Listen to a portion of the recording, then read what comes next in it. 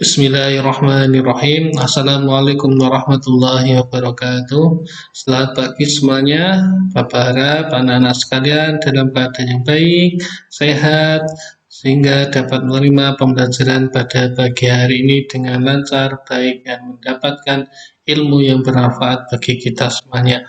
Allahumma amin. Pagi hari ini kita akan belajar mata pelajaran fikih bab yang ketiga, yaitu Allah mencintai orang yang suci. Nah, lebih mudahnya bab ketiga ini adalah tentang toharoh atau bersuci. Setelah mempelajari bab yang ketiga ini, anak-anak sekalian, Bapak harap yang pertama dapat menjelaskan pengertian dan macam-macam najis. Yang kedua, menjelaskan tata cara mensucikan najis. Yang ketiga, menjelaskan pengertian istinja. Yang keempat, menjelaskan tata cara istinja.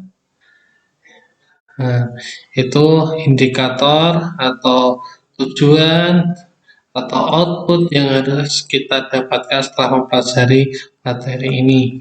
Nah, silakan buka halaman 33. Nah, ini ada gambar. Nah, ada masjid, ada santriwan santriwati. Anak-anak yang pintar dan hebat, kali ini kita akan belajar bagaimana cara mensucikan diri dari najis. Kenapa harus suci? Karena Allah Subhanahu wa taala mencintai orang-orang yang suci. Bahkan kita harus suci dari najis, badan kita harus suci dari najis. Maka dari itu, ayo belajar agar kita bisa membersihkan diri dari najis. Karena orang yang suci dari najis, pasti Allah SWT akan menyukainya. Yang pertama, kita akan belajar tentang tata cara bersuci dari najis.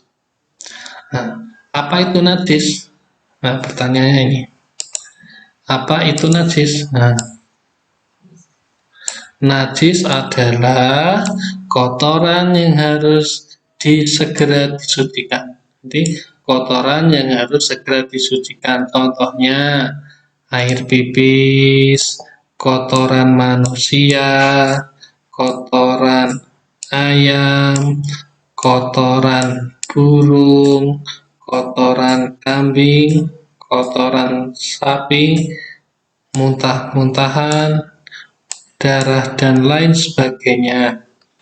Apabila najis itu menempel di badan kita atau menempel di pakaian kita, maka harus segera disucikan atau dibersihkan.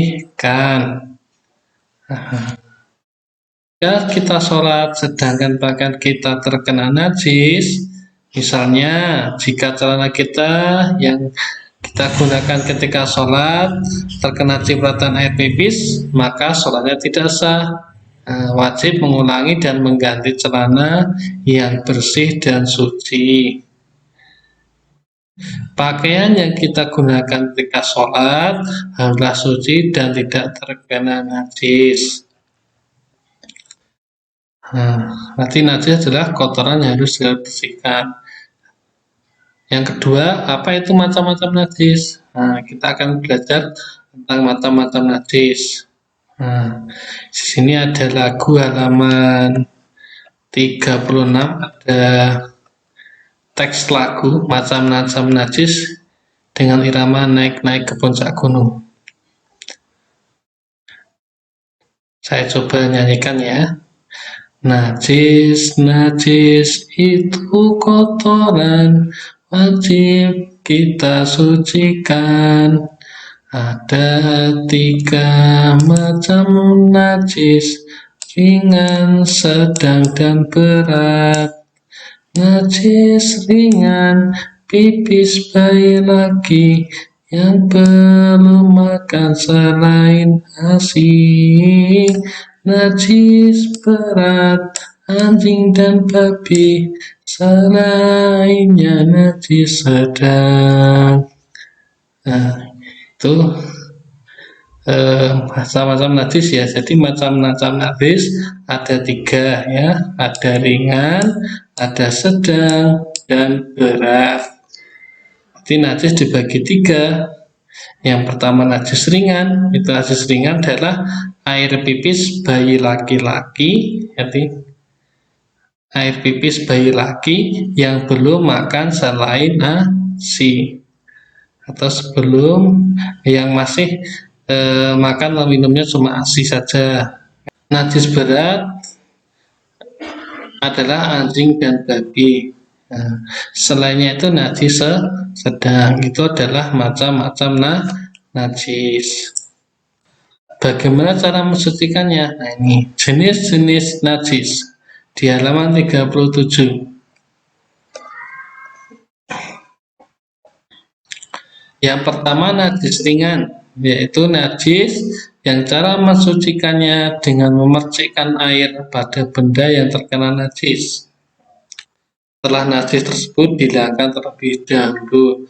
Contoh najis ini hanya ada satu, yaitu pipis bayi laki-laki yang kurang dari 2 tahun yang belum makan apapun kecuali ASI. Itu namanya najis ringan.